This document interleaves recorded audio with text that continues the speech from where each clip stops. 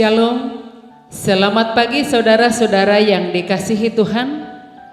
Kini kita menerima kembali renungan harian pelayanan dari HKBP Batu Haji Lama, Resort Batu Haji Lama.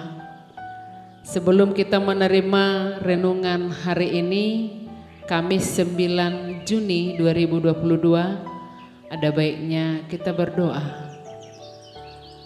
Ya Allah Bapa kami, terpujilah Engkau Tuhan yang memberkati dan memberi kami kesehatan, kekuatan baru pagi hari ini. Kami serahkan hidup kami ke tangan Tuhan. Sertai kami Bapa, berikan kami sukacita, semangat yang baru untuk melanjutkan segala aktivitas kami satu hari ini. Mari Tuhan Engkau kuatkan yang lemah, Engkau berikan pengharapan yang hidup kepada mereka yang nyaris putus asa, dan Engkau memulihkan kami, memberi kesehatan dalam menjalani hari-hari kami. Inilah kami Tuhan, biarlah kebenaran firman-Mu yang menjadi pedoman dan penyemangat untuk menjalani hari kami satu hari ini. Dengan kuasa Yesus kami berdoa dan mengucap syukur. Amin. Saudara-saudara yang dikasihi Tuhan, renungan kita pagi ini tertulis di Hagai 2 ayat 9, demikian firman-Nya. Kepunyaankulah perak dan kepunyaankulah emas. Demikianlah firman Tuhan semesta alam. Dalam bahasa Batak Toba itu tertulis di Hagai 2 ayat 8. Ahudo napuna perak, jala ahu napuna sere, ninna Jehovah Sebot. Jemaat Tuhan, saudara yang dikasihi Tuhan, kitab Hagai adalah kitab yang terpendek kedua dalam perjanjian lama. Hanya terdiri dari 2 pasal dan 38 ayat. Hagai adalah nabi yang diutus Allah kepada orang Yahudi sesudah mereka kembali ke Yehuda dari pembuangan ke Babel. Hagai memperingatkan umat atas sikap yang apatis dan dampaknya menimbulkan masa-masa sulit yang tidak akan berakhir sampai mereka mulai bekerja kembali. Saudara yang dikasihi Tuhan, ada banyak orang percaya yang tidak lagi memerhatikan bait suci Allah karena mereka terlalu disibukkan dengan kepentingan pribadi. Bait suci tersebut malah dibiarkan rusak, tidak terawat dan dipenuhi kotoran-kotoran dalamnya, kepahitan, sakit hati, kebencian dan sebagainya.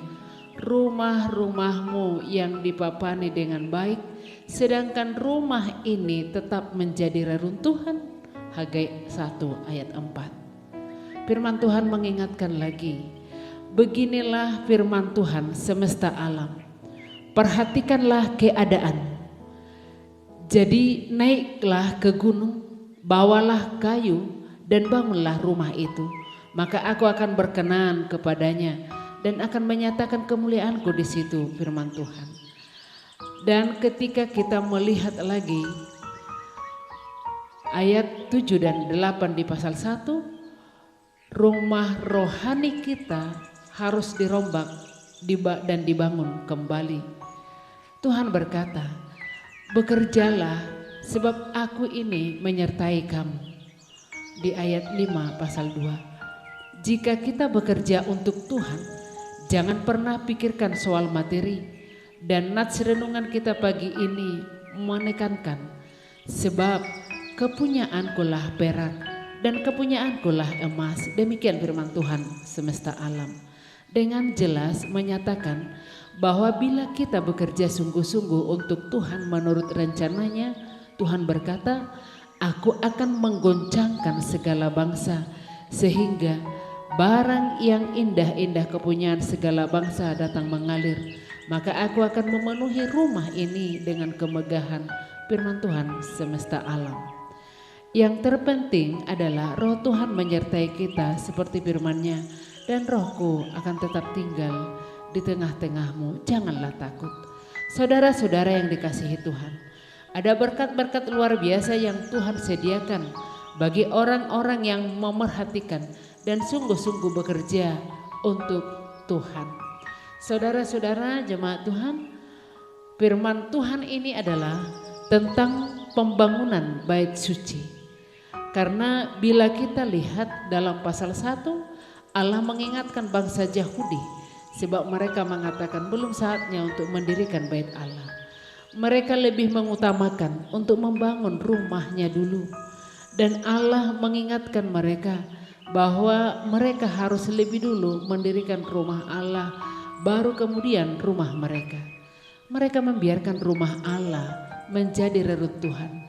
Allah mengingatkan mereka akan keadaan mereka sebelumnya. Di ayat 5-8 dikatakan, perhatikanlah keadaanmu.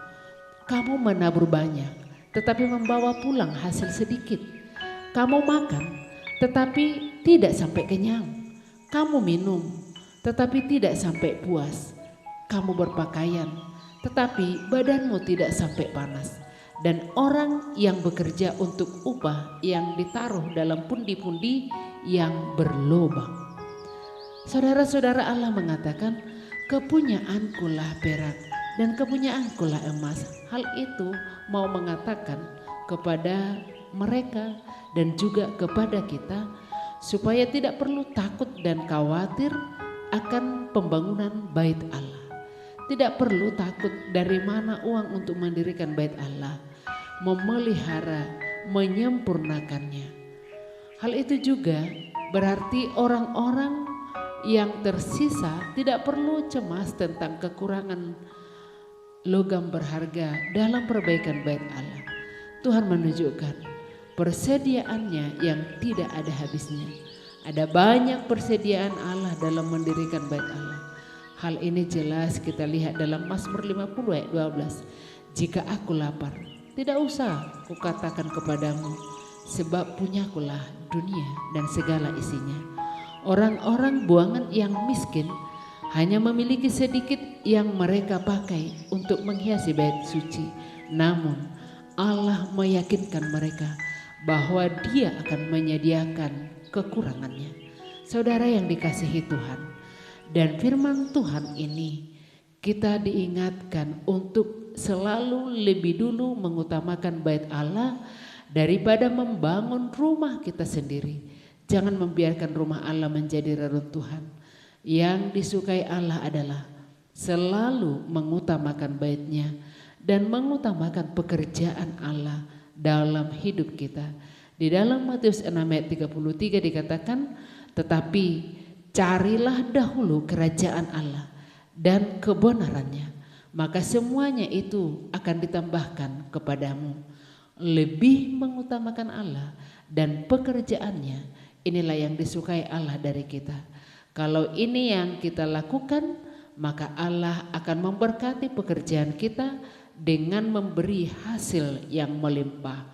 Allah memiliki banyak persediaan bagi kita. Amin. Selamat pagi saudara-saudara yang dikasihi Tuhan. Selamat melanjutkan segala aktivitas untuk satu hari ini. Tuhan Yesus memberkati kita. Salam sehat.